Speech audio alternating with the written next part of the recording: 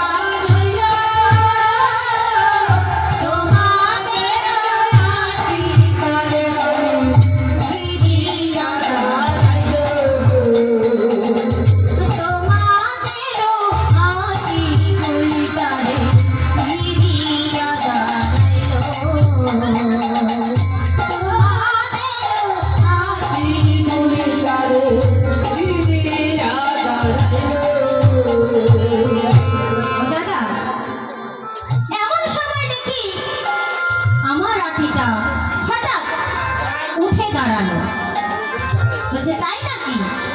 বলছে হ্যাঁ দাদা বলছে তারপর কি হলো বলছে তারপর সঙ্গে সঙ্গে দেখি তোমাদের আটিগুলো আমার আটির চারিদিকে ঘিরে দাঁড়িয়েছে হ্যাঁ বলিস কি রে তার মানে কি তোর আটিটা মাঝখানে বলছে হ্যাঁ দাদা বলছে তারপর কি হলো তারপরে কি আমাদের আটিগুলো তোর আটিকে ধরে মারতে গেল বলছে না না দাদা বলছে তাহলে কি হলো বলছে ভক্তি ভরে যাবে হরিল প্রণাম ভক্তি ভরে যাবে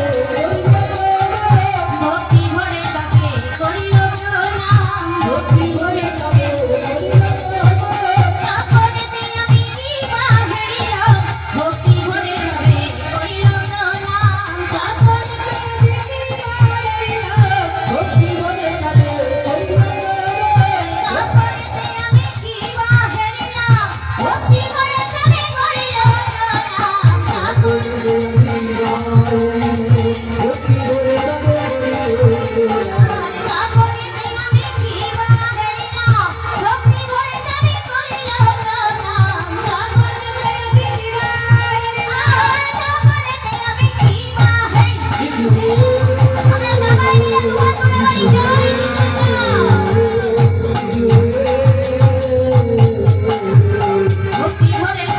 হরিল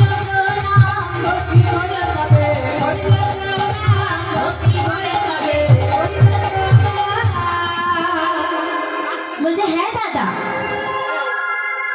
বলছে তারপর দেখি তোমাদের আটিগুলো আমার আটিকে ভক্তি ভরে প্রণাম করছে এর মানে কি দাদা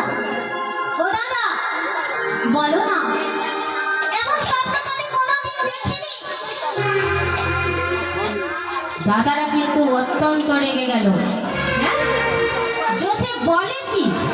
বলে আমাদের আটিগুলো ওর আটিকে প্রণাম করলো এত বড় স্পর্ধা বলে কি বলছিস তুই তার মানে বলি তুই কি মধ্যে রাজা হবি তুই কি মধ্যে রাজা হবি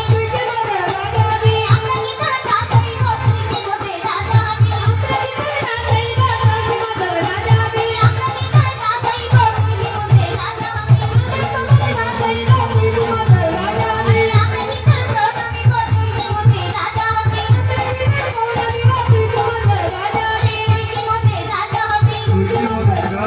তুই কি যাবে